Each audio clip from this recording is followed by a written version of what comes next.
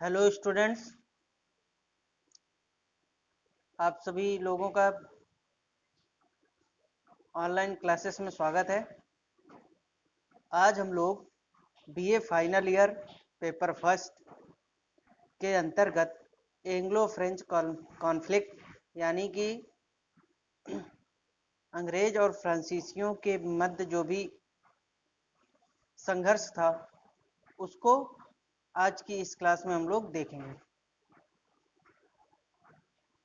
खासकर ये संघर्ष जो है वो था भारत में सत्ता स्थापित करने को लेकर के, अपना वर्चस्व स्थापित करने को लेकर के, चाहे ब्रिटिशर्स हो या फ्रांसीसी हो, सभी ये चाहते थे कि किसी एक यूरोपीय शक्ति का जो है भारत में वर्चस्व कायम रहे, और इसी वजह से ये इन दोनों के बीच टकराव का कारण बना। और इसी पूरे घटनाक्रम को, जो इस टकराव के बाद इस कारण के फलस्वरूप पूरा इनके बीच एक संघर्ष चलता है, उसी को नाम दिया गया एंग्लो फ्रेंच कॉन्फ्लिक्ट। खासकर बात तब से स्टार्ट हुई जब इन देशों ने भारत की राजनीति में हस्तक्षेप करना प्रारंभ कर दिया था, और ये हस्तक्षेप था कर्नाटक के उत्तराधिकार को लेकर के, और ये कहें कि कर्नाटक को लेकर के। ठीक है, तो वो इसीलिए इन एंग्लो फ्रेंच जो कॉन्फ्लिक्ट है, इनके बीच 3 संघर्ष होते हैं और इनको कर्नाटक वार के नाम से भी जाना जाता है। तो चलिए, अब वो तीनों वार क्या थे, कर्नाटक का प्रथम, द्वितीय, तृतीय, इन तीनों युद्धों में किस प्रकार की पृष्ठभूमि तैयार हुई और क्या घटनाक्रम रहा। ठीक है, तो आज हम लोग ये सारी बातें आज की इस क्लास में देखेंगे। तो चलिए स्टार्ट करते हैं।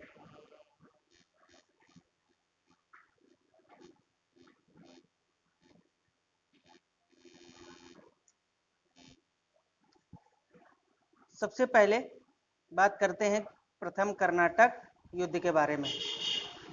प्रथम कर्नाटक युद्ध जो है ये 1746 से 1748 2 वर्षों तक लड़ा गया था, और इस समय जो है वो फ्रांस सीसी गवर्नर था, वो था डुप्ले, और डुप्ले की नीतियां ही इस युद्ध का प्रमुख कारण थी, क्योंकि डुप्ले ने सर्वप्रथम राजनीति में हस्तक्षेप करना प्रारंभ किया था जितनी भी यूरोपीय शक्तियां जो है आई थी।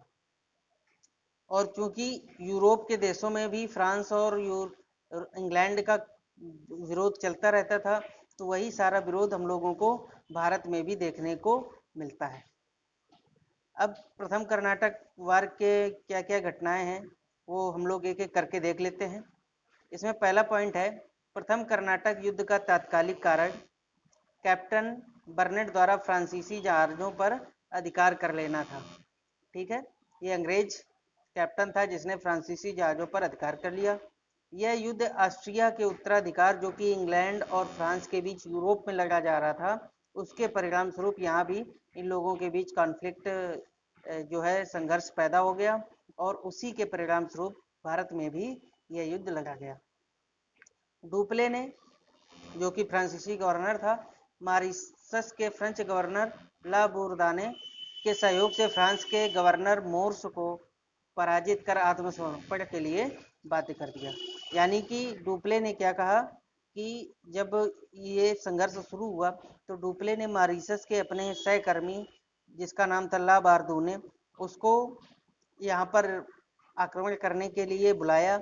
वो समुद्री मार्ग से आकर के इन लोगों पर आक्रमण कर देता है, और इधर से डुप्ले की सेना थी जिसमें इनको बाद में मद्रास के जो गवर्नर थे उस समय ब्रिटिश गवर्नर, जिनका नाम था मोर्स, उनको जो है आत्मसमर्पण करना पड़ता है।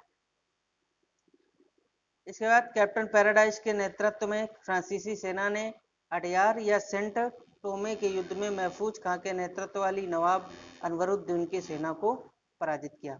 नवाब अनवरुद्दीन जो है ये कर्नाटक के नवाब थे, और इन पर जो है ब्रिटिशर्स का सहयोग कर, इनका जो है ब्रिटिशर्स के साथ संधि थी।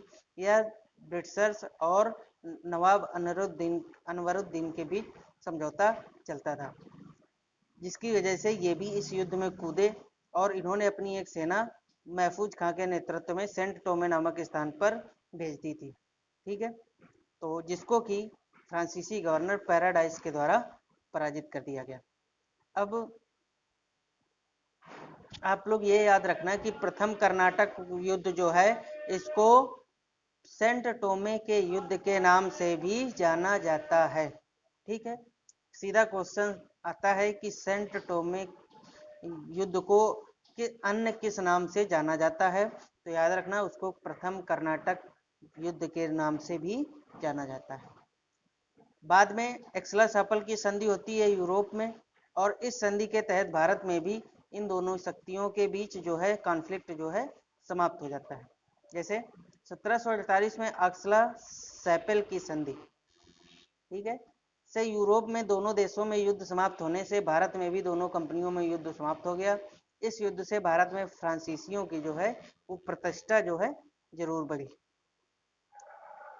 अब बात करते हैं द्वितीय कर्नाटक वार के बारे में। द्वितीय कर्नाटक युद्ध जो है ये जस्ट एक साल बाद 1749 से 54 के बीच लड़ा गया, यानी 5 साल तक। और इसका जो कारण था वो था कर्नाटक का उत्तराधिकार संबंधी, जो कर्नाटक में उस समय उत्तराधिकार की समस्या हो गई थी, उसी को लेकर के यह युद्ध जो है लड़ा गया। अब वो समस्या किस प्रकार की थी, चलिए हम लोग देखते हैं। द्वितीय कर्नाटक युद्ध कर्नाटक व हैदराबाद में उत्तराधिकार युद्ध का परिणाम था। कर्नाटक में नवाब अनवरुद्दीन व उसके बहनोई चंदा साहब के बीच विवाद था। ठीक है, और वहीं अगर हैदराबाद की बात करें तो हैदराबाद में 1748 में निजामुल मुल्क आसफ जाह की मृत्यु हो जाती है, जो कि हैदराबाद राज्य का संस्थापक भी था। उसके बाद उसका पुत्र नासिर जंग नवाब बना 48 से 50, किंतु नासिर जंग के भतीजे यानी आसफ जाह के पौत्र मुजफ्फर जंग ने इस दावे को चुनौती दी। अब इसमें से डुप्ले ने जो है चंदा साहिब व मुजफ्फर जंग का समर्थन किया, और बात करें अगर इंग्लैंड की तो उसने अनवरुद्दीन और नासिर जंग का समर्थन किया। अनवरुद्दीन व नासिर जंग का समर्थन किया। ये था इसका पृष्ठभूमि जिसके चलते ये संघर्ष होता है। चंदा साहब ने 1749 में अंबर के युद्ध में अनवरुद्दीन को पराजित कर मार डाला, यानी कि इसमें जो प्रारंभिक विजय मिली वो भी किसको मिली, फ्रांसीसियों को। वह दिसंबर 1750 में नासिर जंग भी मारा गया। तो वहां पर अनवरुद्दीन और हैदराबाद में नासिर जंग, तो दोनों जगह जो है ब्रिटिशर्स के सहयोग वाली जो सेना थी वो दोनों परास्त हुए। और यहाँ पर जो डुप्ले की या फ्रांसीसियों के जो सहयोगी थे वो सत्ता पे आ गए। जैसे मुजफ्फर जंग दक्कन का सूबेदार बन गया, वह चंदा साहिब कर्नाटक के नवाब बन गए। इसके साथ डुप्ले की शक्ति चरम पर पहुंच गई। अब स्थितियां जो हैं अब डुप्ले के खिलाफ यहाँ से शुरू होनी प्रारंभ हो जाती हैं। इसके बाद ब्रिटिशर्स जो है फ्रांसीसियों को भारत में अपनी शक्ति कमजोर करने तक, जब तक उनकी शक्ति कमजोर नहीं हो जाती तब तक उनके पीछे पड़ जाते हैं। जैसा मुजफ्फर जंग ने डुप्ले को 20 लाख रुपए के साथ एक जागीर दी तथा कृष्णा नदी के दक्षिण से लेकर कन्याकुमारी तक के क्षेत्र का गवर्नर बनाया। इसके अतिरिक्त फ्रांसीसी कंपनी को मछलीपट्टनम का नगर तथा पांडिचेरी के निकट जमीन पुरस्कार में दी। तो ये इतना सारा मुजफ्फर जंग से फायदा हुआ डुप्ले को। वही बात करें, डुप्ले ने बुस्सी के नेतृत्व में हैदराबाद में मुजफ्फर जंग की सहायता के लिए सेना तैनात की। 1751 में मुजफ्फर जंग की मृत्यु के बाद बुस्सी ने सलाबत जंग को दक्कन का सूबेदार बनाया। अब ये बाई चांस उसी समय 1751 में मुजफ्फर जंग की मृत्यु हो जाती है। इसके बाद जो बुस्सी था वो भी एक तरह से फ्रांसीसी अधिकारी था, सेनापति। उसने जो है सलाबत जंग को दक्कन का सूबेदार यानी कि हैदराबाद का सूबेदार बना दिया। सलाबत जंग ने फ्रांसीसियों को आंध्र का क्षेत्र जो उत्तरी सरकार के नाम से जाना जाता है पुरस्कार में दिया, किंतु अनवरुद्दीन के पुत्र मोहम्मद अली ने अंग्रेजों से मदद मांगी। वह त्रिचनापल्ली के दुर्ग में शरण ली। फ्रांसीसियों व चंदा साहब ने त्रिचनापल्ली को जो है घेर लिया। वहां पर अभी जो है पूर्ण रूप से शांति स्थापित नहीं हो पाई थी, अनवरुद्दीन की हत्या कर दी गई थी, लेकिन उसके पुत्र ने जो है, जिसका नाम मोहम्मद अली था, उसने चुनौती दी और प्रारंभ में वे वहां से जाकर के त्रिचनापल्ली में शरण लिए हुए थे। अब इसी समय क्या किया, फ्रांसीसियों और चंदा साहिब ने त्रिचनापल्ली को घेर लिया।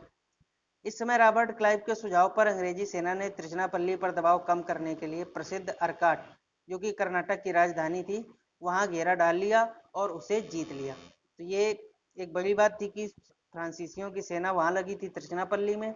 इसी समय क्लाइव ने क्या किया कि जो अर्काट थी, जो कि कर्नाटक की राजधानी थी, वहां जाकर के अपना घेरा डाल दिया और उसे जीत भी लिया। अंत में इसी तरह से फ्रांस की हार हुई, वह चंदा साहिब की हत्या कर दी गई, वह मोहम्मद अली जो है कर्नाटक का नवाब बना। तो इस युद्ध में यानी कि द्वितीय कर्नाटक वार में जो अंतिम रूप से विजय हुई, वो अंग्रेजों की ही विजय मानी जाती है। अब इसके बारे में मैरियट ने लिखा है, डुप्ले ने मद्रास में भारत की चाबी खोजने का निष्फल प्रयास किया, क्लाइव ने यह चाबी बंगाल में खोजी। अभी हम लोग देखेंगे बंगाल में प्लासी और बक्सर के युद्ध के उपरांत ब्रिटिशर्स ने या ब्रिटिश ईस्ट इंडिया कंपनी ने ही अपनी सत्ता जो है स्थापित करने में सफल रहे। तो उसी को मैरियट ने कहा कि डुप्ले ने मद्रास में खोजा और अंग्रेजों ने वही बंगाल में।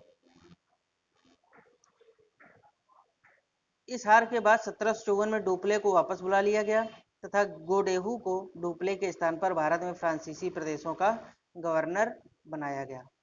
द्वितीय कर्नाटक युद्ध की समाप्ति 1755 में पांडिचेरी की संधि से हुई। ठीक है, तो आप लोग ये जो युद्ध हैं, इनकी तिथि और साथ साथ ये इन हर युद्ध के बाद एक संधि होती है, तो वो संधियां भी याद रखना आपको बहुत जरूरी है। पहला जो युद्ध हुआ उसके बाद कौन सी संधि हुई, एक्सला सापल की संधि हुई। वहीं अगर द्वितीय कर्नाटक युद्ध की बात करें तो इसके बाद कौन सी संधि हुई, पांडिचेरी की युद्ध, ये संधि हुई। ठीक है, 1715 से 1774 तक लुई 15वां फ्रांस का सम्राट था। इसी के समय 1746 से 61 के बीच 3 आंग्ल फ्रांस युद्ध हुए, यानी कि इस समय जो फ्रांस का शासक था वो था लुई 15वां। अब बात करते हैं तीसरा कर्नाटक युद्ध, जो कि 1757 से 1763, ठीक, यानी कि 6 वर्षों तक लड़ा गया। इस युद्ध का तात्कालिक कारण क्लाइव तथा एडमिरल वाटसन द्वारा बंगाल स्थित चंद्रनगर पर अधिकार था और साथ ही साथ यूरोप में इस समय 1756 से 63 जो है एक सप्तवर्षीय युद्ध चला था, जिसकी वजह से भी यहाँ पर भी फ्रांसीसियों और ब्रिटिशर्स की सेना के बीच फिर से संघर्ष प्रारंभ हो गया था। और उसी संघर्ष के चलते ये क्लाइव के द्वारा बंगाल स्थित चंद्रनगर पर अधिकार कर लिया गया था, जिसका कि फ्रांसीसियों द्वारा विरोध किया गया। लेकिन 1757 में प्लासी की जीत के बाद अंग्रेजों ने बंगाल के संसाधनों से फ्रांसीसियों का मुकाबला किया, वह उन्हें पराजित कर दिया और वो प्रसिद्ध युद्ध था 1760 में जो लड़ा गया था, वांडीवास का युद्ध। ठीक है, तो इस युद्ध को याद रखना आप लोग। 1760 में अंग्रेज सेनापति सर आयर कूट ने लाली के नेतृत्व वाली फ्रांसीसी सेना को वांडीवास नामक स्थान पर पराजित किया। वह फ्रेंच सेनापति बुस्सी को बंदी बना लिया गया। लाली पांडिचेरी भाग गया। फ्रेंच सेनापति काउंट लाली ने मद्रास को जीतने का असफल प्रयास किया। लाली चिड़चिड़े व क्रोधी स्वभाव का था। लाली ने 1761 में अंग्रेजों के समक्ष आत्मसमर्पण कर दिया तथा बाद में फ्रांसीसी सेना ने मुकदमा चलाकर उसे फांसी दे दी। काउंट लाली जो है वो फ्रांस में बहुत फेमस था। उसकी जो क्रूरता है वो बहुत ज़्यादा उस समय फेमस थी कि काउंट लाली जो है बड़ा ही क्रूर शासक, एक तरह से सेनापति है, और वो कभी भी किसी पर रहम नहीं करता, बड़ा ही सख्त सेनापति था।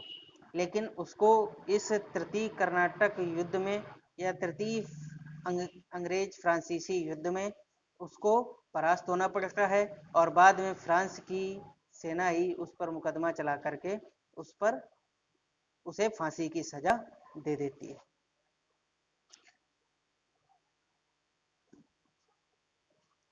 इस युद्ध के परिणाम स्वरूप जो पांडिचेरी पर है वो अंग्रेज अपना अधिकार कर लेते हैं और इसी के साथ 1761 में पांडिचेरी पर अंग्रेजों ने अधिकार कर लिया।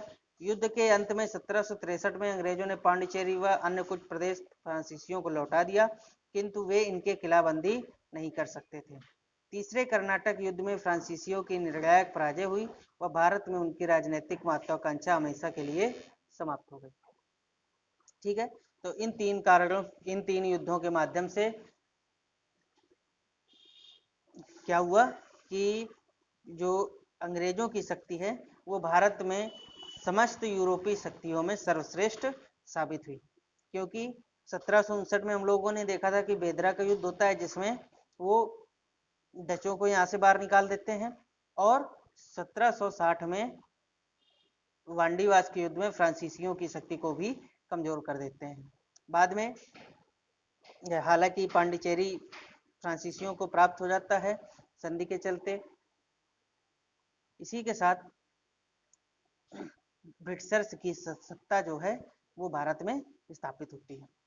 अब ब्रिटिशर्स के लिए बचे हैं केवल भारतीय राज्य, जिन पर उसे विजय हासिल करनी थी। और इसी समय 1763 तक 1764 में बक्सर का युद्ध लड़ा जाता है। तो यानी कि जब फ्रांसीसियों पर विजय प्राप्त की, उसी समय अंग्रेजों ने बंगाल पर भी, जो बंगाल के शासक थे सिराजुद्दौला, उनको भी परास्त करके बंगाल में अपनी सत्ता जो है स्थापित कर ली थी।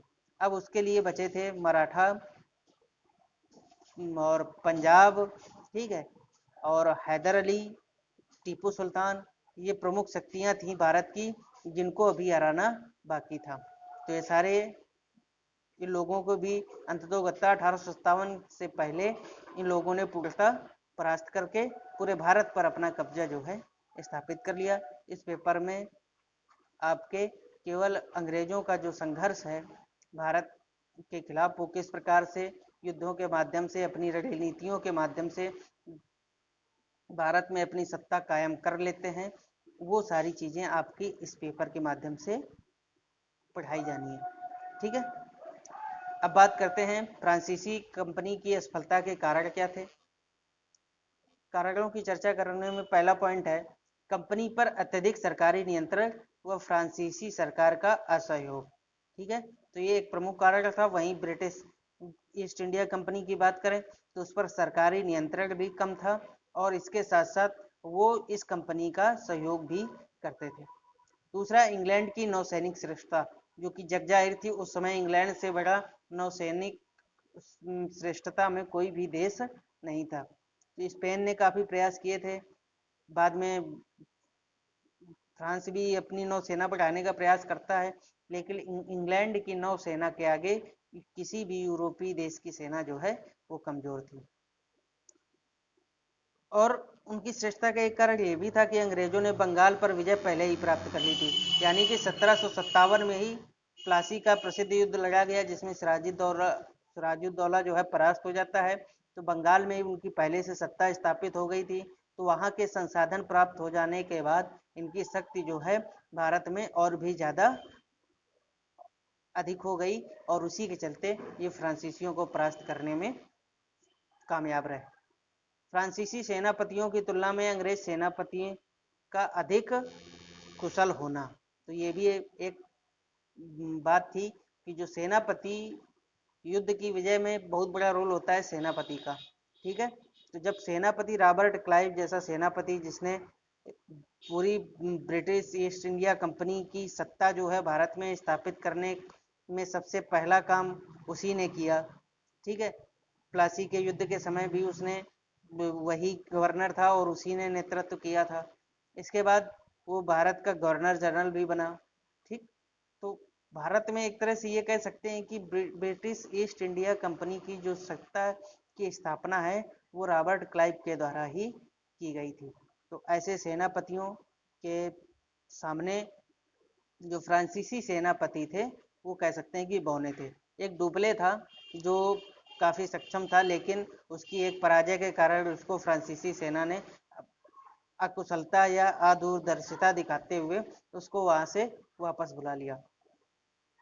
तो ये था पूरा एंग्लो फ्रेंच संघर्ष, जो कि 1746 से 63 के बीच लड़ा गया, और इसमें जो है फ्रिट्जर्स की सर्वोच्चता स्थापित हुई। तो इसी के साथ आज की ये क्लास हम लोग यहीं पर समाप्त करते हैं। Thank you.